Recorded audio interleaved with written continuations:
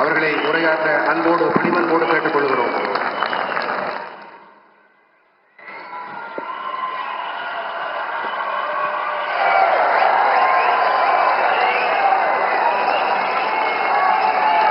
வணக்கம். சோழமண்டலம். परम आदरणीय आदिनम मठाधीशगण, चिन्मया मिशन के स्वामीगण,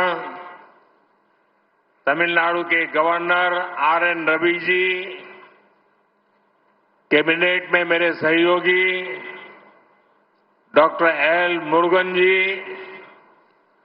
स्थानीय सांसद थिरुमा बलवन जी, मंच पर मौजूद तमिलनाडु के मंत्री, संसद में मेरे साथी आदरणीय श्री इलैयाराजा जी, सभी ओहदेदारों, भक्त, स्टूडेंट्स, कल्चरल हिस्टोरियंस और मेरे प्यारे भाई और बहनों, नमः शिवाय। नमः शिवाय. वार्धा नादन ताल वार्धा इमेई पोळदम येन नेंजिल निंगादान ताल वार्धा.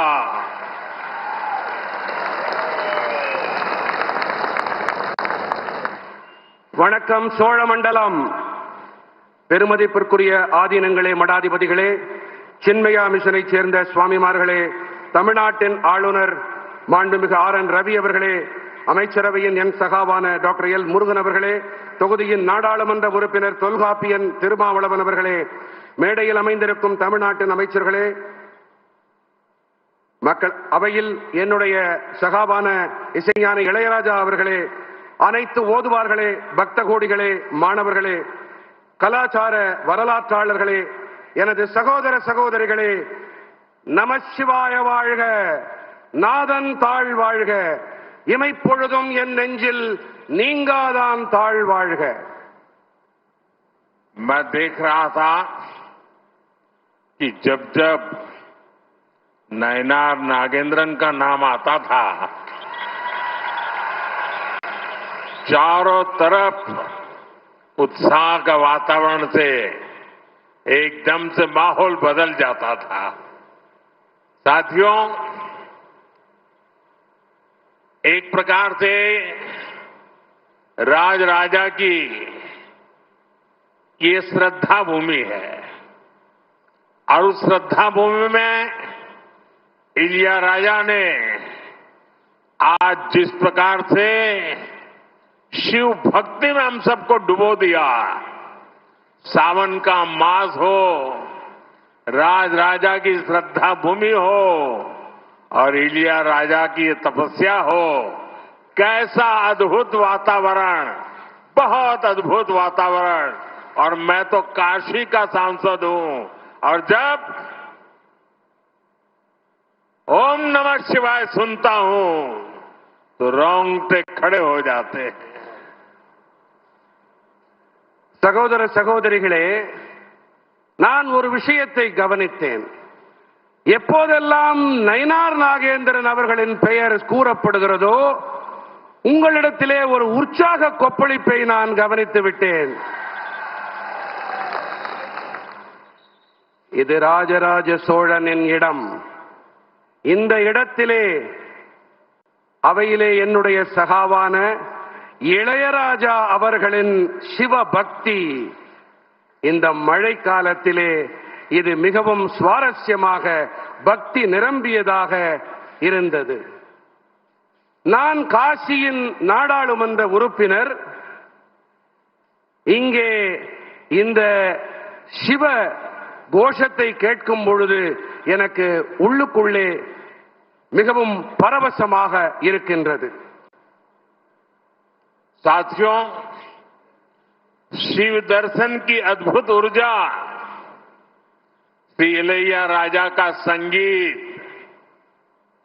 ओदवार का मंत्रोच्चार वाकई ये स्पिरिचुअल एक्सपीरियंस आत्मा को भाव विभोर कर देता है। நண்பர்களே, சிவ தரிசனத்தால் அற்புதமான சக்தி, இளையராஜா அவர்களின் இசை, ஓதுவார்தம் மந்திர உச்சாடனங்கள், உண்மையிலேயே இந்த ஆன்மீக அனுபவம் என் ஆன்மாவை ஆனந்த வெள்ளத்தில் ஆழ்த்திவிட்டது. साथियों, सावन का पवित्र महीना और बृहदेश्वर शिव मंदिर का निर्माण शुरू होने के 1000 ईयर्स का ऐतिहासिक अवसर, ऐसे अद्भुत समय में मुझे भगवान बृहदेश्वर शिव के चरणों में उपस्थित होकर के पूजा करने का सौभाग्य मिला है. நண்பர்களே, பவித்திரமான மழைக்காலம், அதோடு கூட பிரகதேஸ்வரர் சிவாலய நிர்மாணம் தொடங்கி 1000 ஆண்டுகள் வரலாற்று பூர்வமான சந்தர்ப்பம். இப்படிப்பட்ட அற்புதமான வேளையிலே சிவனவன் பிரகதேஸ்வரனின் பாதார விந்தங்களிலே சிரம் தாழ்த்த அவரை வழிபாடு செய்யக்கூடிய பெரும் பேறு எனக்கு கிடைத்திருக்கின்றது. मैंने इस ऐतिहासिक मंदिर में 140 करोड़ भारतीयों के कल्याण और भारत की निरंतर प्रगति के लिए प्रार्थना की है. मेरी कामना है भगवान शिव का आशीर्वाद सबको मिले. नमः पार्वती पतये, हर हर महादेव. நான் இந்த சரித்திர பூர்வமான ஆலயத்திலே 140 கோடி நாட்டு மக்களின் நலனுக்காகவும் பாரத நாட்டின் நிரந்தர வளர்ச்சிக்காகவும் என் வேண்டுதல்களை முன்வைத்தேன். என் விருப்பமெல்லாம் இறைவன் சிவனாரின் நல்லாசிகள் அனைவருக்கும் கிடைக்க வேண்டும். நம பார்வதி பதயே, ஹர ஹர மகாதேவ. साथियों, मुझे यहां आने में विलंब हुआ. मैं यहां तो जल्दी पहुंच गया था, लेकिन भारत सरकार के सांस्कृतिक मंत्रालय ने जो अद्भुत प्रदर्शनी लगाई है, ज्ञानवर्धक है, प्रेरक है और हम सब गर्व से भर जाते हैं कि 1000 साल हमारे पूर्वजों ने किस प्रकार से मानव कल्याण को लेकर के दिशा दी. कितनी विशालता थी, कितनी व्यापकता थी, कितनी भव्यता थी.